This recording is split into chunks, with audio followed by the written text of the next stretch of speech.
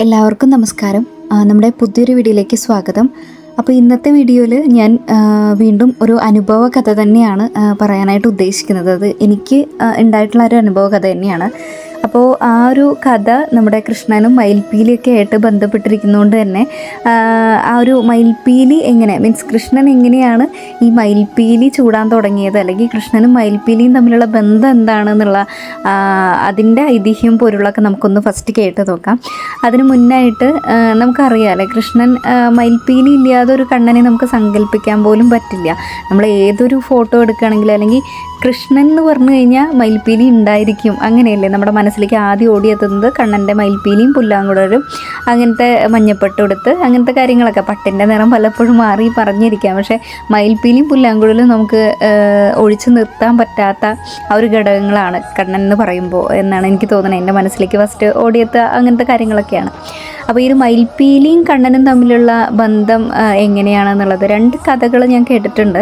അതിൽ കൂടുതൽ പറഞ്ഞു കേട്ടിട്ടുള്ള ഒരു കഥ, നമ്മുടെ ഉണ്ണിക്കണ്ണൻ കുഞ്ഞു കുട്ടിയായിരുന്നപ്പോൾ ഒരു 3 വയസ്സൊക്കെ പ്രായം ഉണ്ടായിരുന്ന സമയത്ത് നമ്മുടെ യശോദാമ്മ കണ്ണൻ്റെ ഇങ്ങനെ എന്താ പറയുക, കഴുത്തൊപ്പം നീളമുള്ള മുടി വാരിക്കെട്ടാൻ നോക്കുകയാണ്. കണ്ണനെ കുളിപ്പിച്ച് അണിയിച്ചൊരുക്കുന്ന ആ ഒരു തിരക്കിൽ എത്ര നോക്കിയിട്ടും ആ മുടി കെട്ടാനായിട്ട് പറ്റണില്ല. അതായത് മുടിയിൽ കുറേ പൂക്കളും കാര്യങ്ങളൊക്കെ വെച്ച് അലങ്കരിച്ച് കെട്ടുന്ന സമയത്ത് എങ്ങനെ നോക്കിയിട്ടും മുടി കെട്ടി നിൽക്കുന്നില്ല, ഇങ്ങനെ അഴിഞ്ഞു വീഴുകയാണ്. അപ്പോൾ യശോദാമ്മ വേഗം പോയിട്ട് ഒരു പട്ടുചരടൊക്കെ എടുത്ത് കൊടുന്ന് അത് വെച്ചിട്ട് കെട്ടാൻ നോക്കുന്നുണ്ട്. പക്ഷേ ഒരു വഴി കാണാനില്ല. അങ്ങനെ കുറേ നേരത്തെ പരിശ്രമത്തിനൊടുവിൽ വശം കെട്ട് നിൽക്കുമ്പോഴാണ് കണ്ണൻ ഇങ്ങനെ കാണുന്നത്, അമ്പാടിയുടെ കിഴക്ക് ഭാഗത്ത് നിന്ന് ഒരു മയിൽ പറന്ന് വന്നിട്ട്, വലിയൊരു മയിൽ നിറച്ച് പീലികളൊക്കെ ആയിട്ട് നല്ല കാണാൻ നല്ല കൗതുകമുള്ള ഒരു മയിൽ വന്നിട്ട് മുറ്റത്ത് ഇങ്ങനെ ഓരോന്ന് കൊത്തിപ്പറക്കാൻ തുടങ്ങി. അപ്പോൾ കണ്ണൻ എന്ത് ചെയ്തു വെച്ച് കഴിഞ്ഞാൽ ഓടിപ്പോയിട്ട് മയിലിനെ ആട്ടാൻ വേണ്ടിയിട്ട് ഇങ്ങനെ ഓടിപ്പോയ സമയത്ത് പിടിക്കാൻ വേണ്ടിയിട്ടാണ് ആൾ ഓടണത്. പക്ഷെ മയിൽ അതിൻ്റെ വഴിക്ക് പറന്നു പോയി. അപ്പോൾ കണ്ണന് ഭയങ്കരമായിട്ട് വിഷമം വന്നു കേട്ടോ. കുഞ്ഞു കുട്ടിയല്ലേ, ആൾക്ക് കളിക്കാനുള്ള എന്തോ സംഭവമാണെന്ന് വിചാരിച്ചിട്ടാണ് പിടിക്കാൻ പോകുന്നത്. അപ്പോൾ ആൾ കരയാൻ തുടങ്ങി, വാശി പിടിച്ച് കരയാൻ തുടങ്ങിയപ്പോഴാണ് മുറ്റത്തൊരു പീലി കിടക്കുന്നത് കണ്ടത്. മയിൽ പറന്നു പോയപ്പോൾ മയിലിൻ്റെ പീലിയിൽ നിന്ന് വീണ് കിടക്കുന്ന പീലി. ആളത് വേഗം എടുത്ത് ഓടി യശോദാമ്മയുടെ കയ്യിൽ കൊണ്ടെടുത്ത് പറഞ്ഞു, അമ്മ എനിക്ക് മുടി കെട്ടുമ്പോൾ ഈ ഒരു പീലിയും കൂടെ വെച്ച് തരൂ, അപ്പോൾ ചിലപ്പോൾ മുടി കെട്ടുമ്പോൾ ഇരിക്കും എന്നുള്ള രീതിയിൽ. അപ്പോൾ യശോദാമ്മ എന്ത് ചെയ്തു വെച്ച് കഴിഞ്ഞാൽ കണ്ണൻ പറഞ്ഞ മാതിരി തന്നെ ആ പീലിയും വെച്ചിട്ട് മുടി കെട്ടി കൊടുത്തു എന്നാണ് പറയുന്നത്. പിന്നെ ആ മുടി അഴിഞ്ഞിട്ടില്ല. പിന്നേന്നല്ല, പീലി വെച്ച് മുടി കെട്ടിയപ്പോൾ മുടി നല്ല വൃത്തിക്ക് നല്ല കൃത്യമായിട്ട് ഇരിക്കാനൊക്കെ തുടങ്ങി എന്നാണ് ഐതിഹ്യം. അപ്പോൾ ആ മയിലെന്ന് പറയുന്നത് നമ്മുടെ സാക്ഷാൽ മുരുക ഭഗവാന്റെ സുബ്രഹ്മണ്യ സ്വാമിയുടെ മയിലാണ്. അപ്പോൾ സുബ്രഹ്മണ്യ സ്വാമി പറഞ്ഞയച്ചിട്ടാണ് ആ മയിൽ അവിടെ വന്നത്, പ്രത്യക്ഷപ്പെട്ടത് എന്നൊക്കെയാണ് പറയുന്നത്. അപ്പോൾ ആ ഒരു ഓർമ്മ, അതായത് സുബ്രഹ്മണ്യ സ്വാമിനെയും ആ മയിലിനെയൊക്കെ ആ ഒരു സ്മരണ മനസ്സിലുണ്ടാവാൻ വേണ്ടിയിട്ടാണ് ഇപ്പോഴും കണ്ണൻ പീലി വെച്ചിട്ട് പിന്നെ നടക്കാൻ തുടങ്ങിയത് എന്നൊക്കെ ഒരു ഐതിഹ്യം പറയുന്നുണ്ട്. വേറൊരു കഥ കേട്ടത് രാമായണത്തിൽ നിന്നാണ്. രാമനും സീതയും ലക്ഷ്മണനൊക്കെ വനവാസത്തിന് പോയ സമയത്ത് സീതയ്ക്ക് ഒരു ദിവസം വല്ലാതെ ദാഹിച്ച് വലഞ്ഞ സമയത്ത് നമുക്ക് വെള്ളമൊന്നും കാണാനില്ല. അപ്പോൾ രാമനും ലക്ഷ്മണനും കുറേ അന്വേഷിച്ച് നടക്കുന്നുണ്ട്, പക്ഷേ വെള്ളം കിട്ടണില്ല. അങ്ങനെ ഇരിക്കുന്ന സമയത്താണ് ഒരു വലിയൊരു മയിൽ പറന്ന് വന്ന് ഇങ്ങനെ അവരോട് പറയുന്നത്, ഇവിടെ കുറച്ച് അങ്ങോട്ട് മാറിയിട്ടൊരു കുളമുണ്ട്, അപ്പോൾ ഞാൻ നിങ്ങൾക്ക് വഴി കാട്ടാം. അപ്പോൾ ഞാൻ ഈ പറന്നു പോകുന്ന വഴിയിൽ കൂടെ നിങ്ങൾ വരിക. അത് അടയാളത്തിന് വേണ്ടിയിട്ട് ആ മയിലിൻ്റെ ഓരോ പീലികളും ഇങ്ങനെ ആ വഴിയിൽ ഇങ്ങനെ പൊഴിച്ചിട്ട് പോവുകയാണ്. അവസാനം കുളത്തിൻ്റെ അവിടെ എത്തുമ്പോഴേക്കും മയിലിൻ്റെ പീലി ഫുള്ളും പൊഴിഞ്ഞ് മയിൽ അങ്ങനെ മരിച്ചു വീഴുന്നുണ്ട്. അപ്പോൾ രാമന്, അതായത് കുളത്തിൻ്റെ അടുത്തെത്തി, കുളം കണ്ടു, വെള്ളം കാണിച്ചു കൊടുത്തിട്ട് മയിൽ അങ്ങനെ ജീവൻ വെടിയാണ് കേട്ടോ. അപ്പോൾ രാമന് ആ സമയത്ത് ഭയങ്കരമായിട്ടുള്ള വിഷമം തോന്നുകയാണ്. ആ ഒരു മയിലിൻ്റെ ആത്മാർത്ഥതയും അതുപോലെ സ്വന്തം ജീവൻ കളഞ്ഞിട്ടും വേറൊരാളെ സഹായിക്കുക എന്നുള്ള ഒരു ഇതുണ്ടല്ലോ. അപ്പോൾ അത് കേട്ടപ്പോൾ രാമൻ ആ സമയത്ത് തന്നെ ഇങ്ങനെ പറഞ്ഞു എന്നാണ് പറയുന്നത്. അതായത് അടുത്ത ജന്മത്തിൽ ഞാനിങ്ങനെ കൃഷ്ണനായിട്ട് അവതരിക്കുമ്പോൾ ഈ ഒരു സ്നേഹവും അതുപോലെ സമർപ്പണത്തിൻ്റെയൊക്കെ വില, അല്ലെങ്കിൽ ആ ഒരു സ്മരണാർത്ഥം ആ ഒരു ജന്മത്തിൽ, അതായത് കൃഷ്ണൻ്റെ അവതാരത്തിലുടനീളം പീലി തലയിൽ എന്ന് പറയുമ്പോൾ നമുക്കറിയാലോ, അത്രയും ബഹുമാനപ്പെട്ട ഒരു വസ്തുവാണ്. നമ്മൾ തലയിൽ വെച്ച് പൂജിക്കുകയാണെങ്കിൽ അങ്ങനെ നമ്മൾ പറയാറുണ്ടല്ലോ. അപ്പോൾ അത്രയും ബഹുമാനത്തോടെ ഞാൻ ആ പീലി തലയിൽ തന്നെ ധരിച്ചിട്ട് ആയിട്ട് ആ ഒരു ഇതിൻ്റെ പ്രതീകമായിട്ട് കൊണ്ട് നടക്കാം എന്നുള്ള ആ ഒരു രീതിയിൽ പറഞ്ഞു എന്നാണ് പറയപ്പെടുന്നത്. അപ്പോൾ ഇങ്ങനെ 2 ഐതിഹ്യങ്ങളാണ് കേട്ടോ ഈ മയിൽപ്പീലിയും കണ്ണനും തമ്മിലുള്ള ആ ഒരു ബന്ധത്തിന് വേണ്ടിയിട്ട് പറഞ്ഞ് കേട്ടിട്ടുള്ളത്. നിങ്ങളിതിലും കൂടുതൽ കഥകൾ എന്തെങ്കിലും കേട്ടിട്ടുണ്ടെങ്കിൽ ഒന്ന് കമൻറ്റിൽ രേഖപ്പെടുത്തുക. അതെല്ലാം നിങ്ങൾ ഈ കഥകൾ ആദ്യമായിട്ടാണ് കേൾക്കുന്നതെന്നുണ്ടെങ്കിൽ അതും കൂടെ ഒന്ന് പറയൂ കേട്ടോ. അപ്പോൾ ഇതാണ് നമ്മുടെ എന്താ പറയുക പുരാണത്തിലുള്ള കൃഷ്ണൻ്റെയും മയിൽപ്പീലിയുടെയും കഥ. ഇനി എനിക്കെന്താണ് ഈ ഒരു കൃഷ്ണനും മയിൽപ്പീലിയും അല്ലെങ്കിൽ ആ ഒരു റിലേഷൻ വന്നെടുക്കുന്നതെന്ന് വെച്ച് കഴിഞ്ഞാൽ എനിക്കിപ്പോൾ റീസെൻ്റായിട്ടുണ്ടായിരുന്ന ഒരു അനുഭവമാണ് കേട്ടോ. അതായത് റീസെൻ്റായിട്ടെന്ന് പറയുമ്പോൾ ഞാനിപ്പോൾ ഈ വീഡിയോ എടുക്കുന്നത് ഫെബ്രുവരി 12-ാം തീയതിയാണ്. അപ്പോൾ എനിക്ക് ഞങ്ങൾ ജനുവരി 1-ാം തീയതി അതായത് ന്യൂ ഇയറിന് എല്ലാ വർഷവും ഞാൻ വിചാരിക്കും ഗുരുവായൂർ പോകണം, അല്ലെങ്കിൽ നമ്മൾ പറയില്ലേ വർഷം തുടങ്ങുന്നത് നല്ല കാര്യങ്ങൾ ചെയ്തുകൊണ്ടാകുമ്പോൾ നമുക്കിങ്ങനെ ഒരു പ്രതീക്ഷ ഉണ്ടല്ലോ വർഷം മുഴുവൻ നല്ലതായിരിക്കും എന്നുള്ളത്. അപ്പോൾ എനിക്ക് ഏറ്റവും എൻ്റെ ജീവിതത്തിൽ ഏറ്റവും സന്തോഷം അല്ലെങ്കിൽ ഏറ്റവും ഇഷ്ടപ്പെടുന്നൊരു കാര്യം എന്താ കണ്ണനെ കാണുക അല്ലേ. അപ്പോൾ ഞാൻ ഇപ്രാവശ്യത്തെ ന്യൂ ഇയർ അതായത് 31-ാം തീയതി തന്നെ ഞാനും ഹസ്ബൻഡും മോനും കൂടെ ഗുരുവായൂരിലേക്കാക്കി യാത്ര. ആദ്യമായിട്ടാണ് ഞാൻ ഗുരുവായൂർ താമസിച്ച് തൊഴുന്നത് കേട്ടോ. അതായത് അവിടെ പോയിട്ട് താമസിച്ച് തൊഴുന്നത്. സാധാരണ നമ്മൾ പോയി വരിക തൊഴുത് വരിക അത്രേ ഉള്ളൂ, നമുക്ക് അത്ര ദൂരം അത്ര തന്നെയല്ലേ ഉള്ളൂ. പക്ഷെ താമസിച്ച് തൊഴുക എന്നുള്ളത് കുറേ കാലം ചെറുപ്പത്തിൽ തൊട്ടിട്ടേ ഞാൻ എപ്പോഴും വിചാരിക്കും താമസിച്ച് തൊഴുക എന്ന് എന്തത്ര ഇൻട്രസ്റ്റ് എന്ന് വെച്ച് കഴിഞ്ഞാൽ നമുക്ക് എവിടെയും ഓടണ്ടല്ലോ. മീൻസ് വീട്ടിൽ പോകാൻ സമയമായി അല്ലെങ്കിൽ നേരം വൈകി അങ്ങനെ ഒരു ചിന്ത ഇല്ലല്ലോ. നമ്മൾ അത്രയും നേരം നമുക്ക് എത്ര വേണമെങ്കിലും അവിടെ ഇരിക്കാം, ആ ഒരു മൈൻഡ് സെറ്റാണല്ലോ. അതുകൊണ്ട് ഞാൻ ഇപ്രാവശ്യം വിചാരിച്ചു 31-ാം തീയതി രാത്രി ഞങ്ങൾ അമ്പലത്തിലോട്ട് പോയി. രാത്രിത്തെ ശീവേലിക്കൊക്കെയാണ് എത്തിയത് കേട്ടോ. 8 മണിയായി വീട്ടിൽ നിന്ന് ഇറങ്ങുമ്പോൾ. അത് കഴിഞ്ഞ് ശീവേലി സമയത്താണ് നമ്മൾ അമ്പലത്തിലെത്തുന്നത്. നന്നായിട്ട് ശീവേലി കാര്യങ്ങളൊക്കെ തൊഴുതു. രാത്രി ലാസ്റ്റ് വിളക്കൊക്കെ കത്തിച്ചു.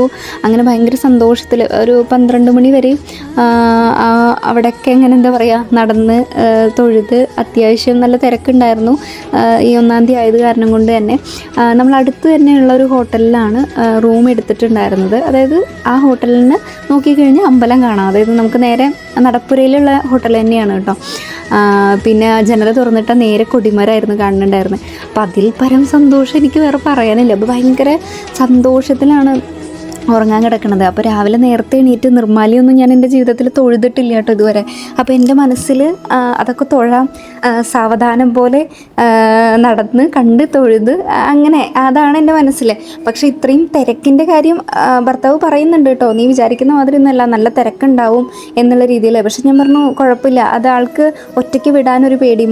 പുലർച്ചെ 3 മണി സമയത്ത് ഒറ്റയ്ക്ക് പോകണ്ടേന്ന്. അപ്പോൾ ഞാൻ പറഞ്ഞു വേറെ ഇങ്ങോട്ടും അല്ലല്ലോ ഒറ്റയ്ക്ക് പോകണത്, കൃഷ്ണൻ്റെ അടുത്തേക്കല്ലേ, അതും ഇത്രയും ആൾക്കാരുണ്ട്, വേറെ പ്രശ്നങ്ങളൊന്നും ഇല്ല ആ ഒരു രീതിയിൽ. കാരണം എന്താ വെച്ചാൽ മോൻ ചെറിയ കുട്ടിയായത് കാരണം കൊണ്ട് തന്നെ അത്രയും നേരത്തെ അവനെ എണീപ്പിച്ച് കുളിപ്പിച്ച് തൊഴിയിക്കാൻ പോലും നടക്കില്ല. അപ്പം ഞങ്ങൾ വിചാരിച്ചിട്ടുണ്ടായിരുന്നത് ഞാൻ തൊഴുത് വന്നതിന് ശേഷം എന്തായാലും ഒരു 6 മണി 7 മണിയൊക്കെ ആകുമ്പോഴത്തേനും അവനെ കുളിപ്പിച്ച് തൊഴിയിപ്പിക്കാൻ കൊണ്ടുപോകാമെന്നുള്ളതാണ്. പിന്നെ രാവിലെ നമുക്ക് അധികം സമയം ഉണ്ടായിരുന്നില്ല, കാരണം ആൾക്ക് ജോലി ഉണ്ടായിരുന്നു. സോ ലീവ് ഇല്ല. അപ്പം നമുക്ക് 8 മണിയാകുമ്പോഴത്തേനും അതായത് 7 മണിക്ക് അവിടെ നിന്ന് ഇറങ്ങണം. അപ്പോൾ നമ്മൾ 8 മണിയാകുമ്പോഴത്തേനും വീട്ടിലെത്തും. അങ്ങനെയായിരുന്നു പ്ലാൻ ചെയ്തിട്ടുണ്ടായിരുന്നത്. പക്ഷേ ഈ പറഞ്ഞ മാതിരി ഒന്നും അല്ലാണ്ടായിരുന്നു. രാവിലെ എണീറ്റപ്പോൾ കുറച്ച് അങ്ങോട്ട് ലേറ്റായിപ്പോയി. അതായത് 3 മണിക്കാണ് ഞാൻ എണീറ്റത്.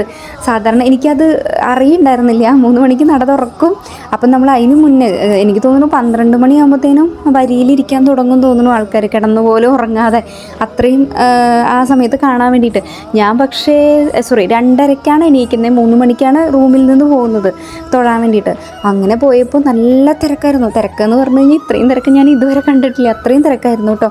അങ്ങനെ കുറേ നേരം ക്യൂ നിൽക്കുന്നുണ്ട്. അതായത് 3 മണിക്ക് നിന്ന് തുടങ്ങി 4 മണി 5 മണി 6 മണി ഇങ്ങനെ ഓരോ സമയത്തും അവിടെ ഈ എന്താ പറയുക ഉണർത്ത് പാട്ടുകളും കാര്യങ്ങളൊക്കെ വെച്ചിട്ടുണ്ടാവുമല്ലോ, അത് കേൾക്കുന്നുണ്ട്.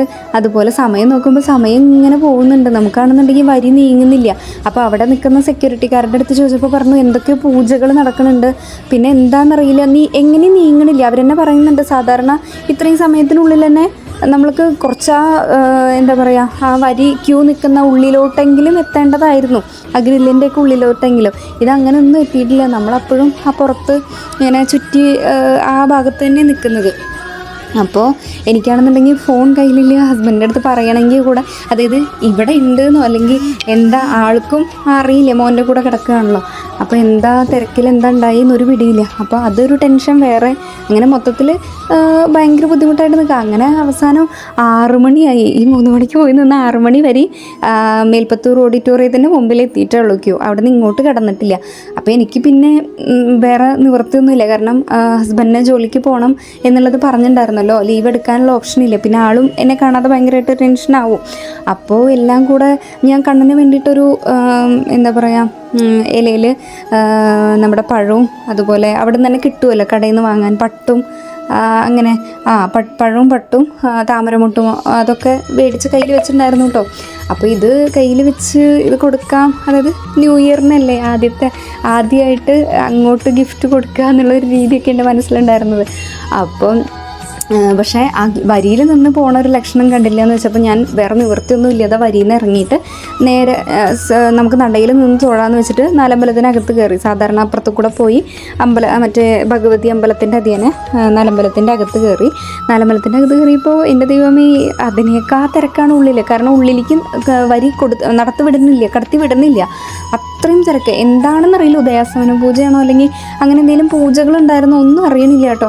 അവിടെ പിന്നെ ഫുള്ള് പോയി കഴിഞ്ഞാൽ നമുക്ക് പ്രത്യേകിച്ചൊന്നും മനസ്സിലാവില്ല എന്നുള്ള മാതിരിയാണല്ലോ.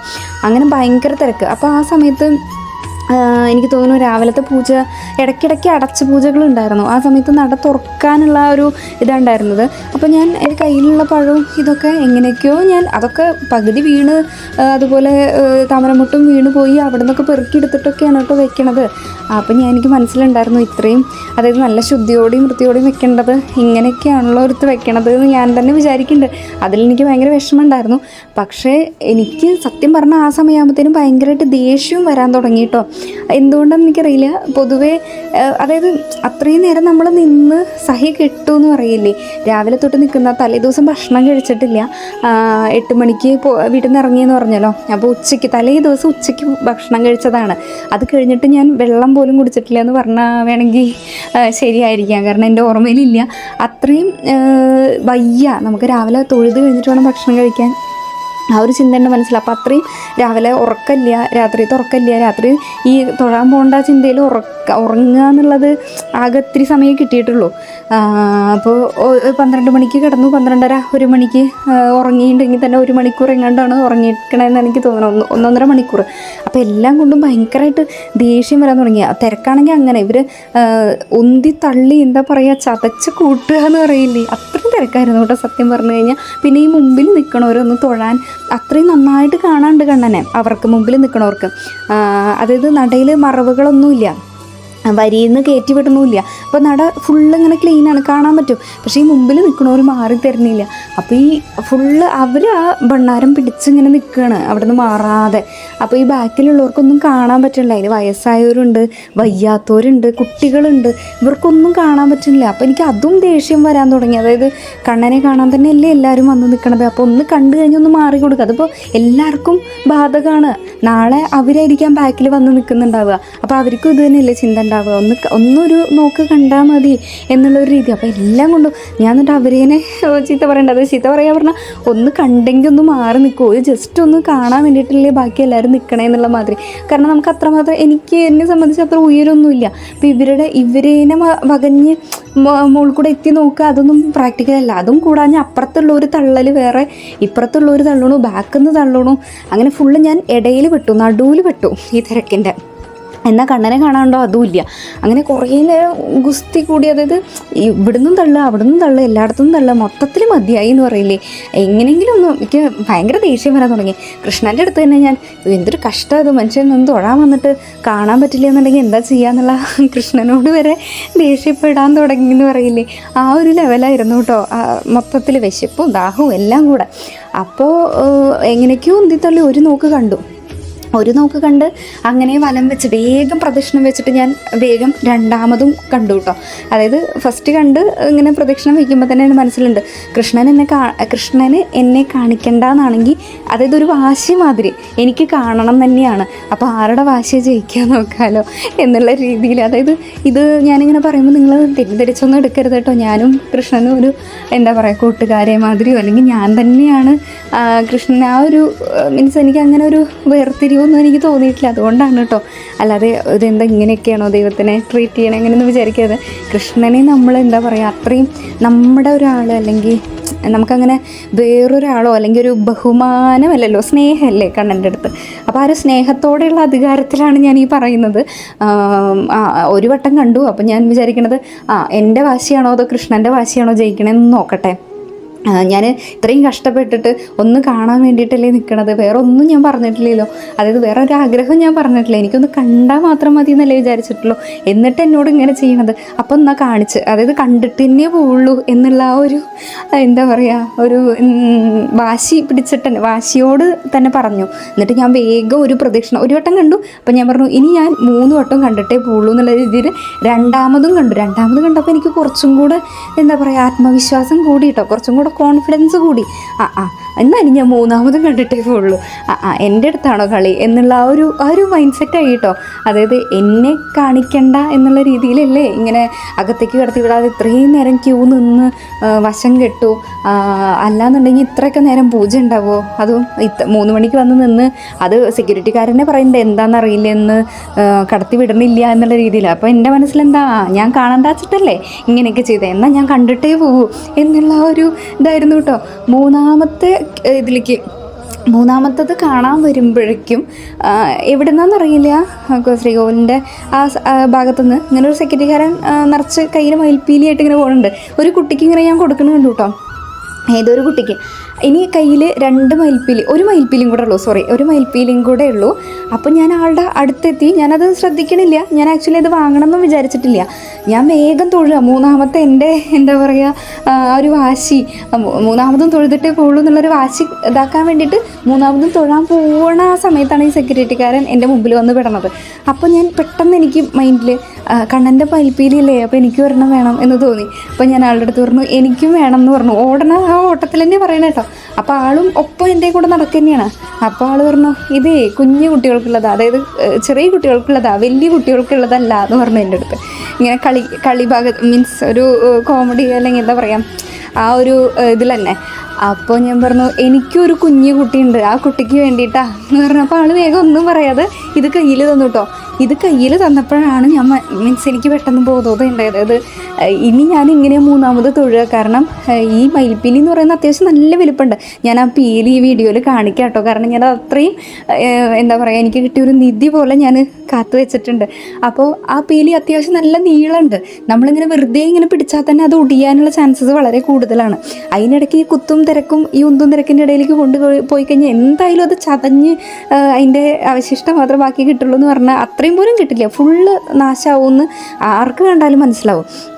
അപ്പോൾ എനിക്ക് മനസ്സിലായി ഇതെനിക്ക് ഇട്ട് വെച്ചിട്ടുള്ള അടുത്തൊരു പരീക്ഷണമാണല്ലേ. അതായത് ഞാൻ വാശി പിടിച്ചല്ലോ ഇനി എന്തായാലും അതായത് ആളുടെ അടുത്തൊരു ഇതുപോലെ എനിക്കാണോ കണ്ണനാണോ വാശിയെന്ന് ഞാൻ കാണിച്ചു തരാം, ഞാനിനി എന്തായാലും 3ാമതും കണ്ടിട്ട് തന്നെ പോവുള്ളൂ എന്നുള്ളൊരു കുറച്ചൊരു അഹങ്കാര ഭാവത്തിൽ പറഞ്ഞല്ലോ. അപ്പോൾ കൃഷ്ണൻ അറിഞ്ഞു തന്ന പണിയാണെന്ന് എനിക്ക് മനസ്സിലായത്. അത് ഈ മയിൽപ്പീലിയും കൊണ്ട് എങ്ങനെയാണ് പോവുക? അതൊരാളുടെ അടുത്ത് കയ്യിൽ കൊടുക്കാൻ പറ്റില്ല.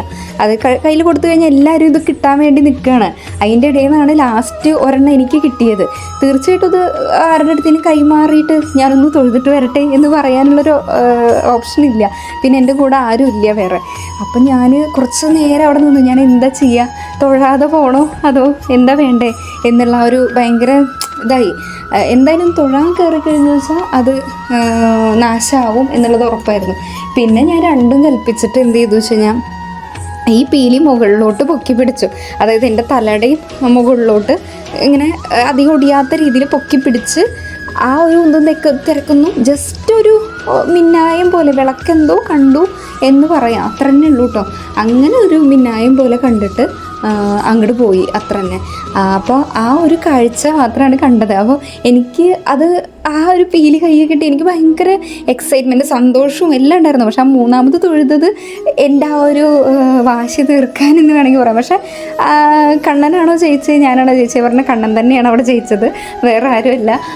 എന്തായാലും കൃഷ്ണനെ കാണാൻ തന്നെയല്ലേ ഞാനത് ചെയ്തത്. പിന്നീട് എനിക്ക് എന്നോട് തന്നെ ഒരു ഇത് തോന്നിയിട്ടോ, അതായത് കണ്ണൻ്റെ അടുത്താണല്ലോ ഭഗവാനെ ഞാൻ ഇങ്ങനെ പരീക്ഷിക്കാനോ അല്ലെങ്കിൽ എന്താ പറയുക അഹങ്കാരം കാണിച്ചത് എന്ന് വിചാരിച്ചു.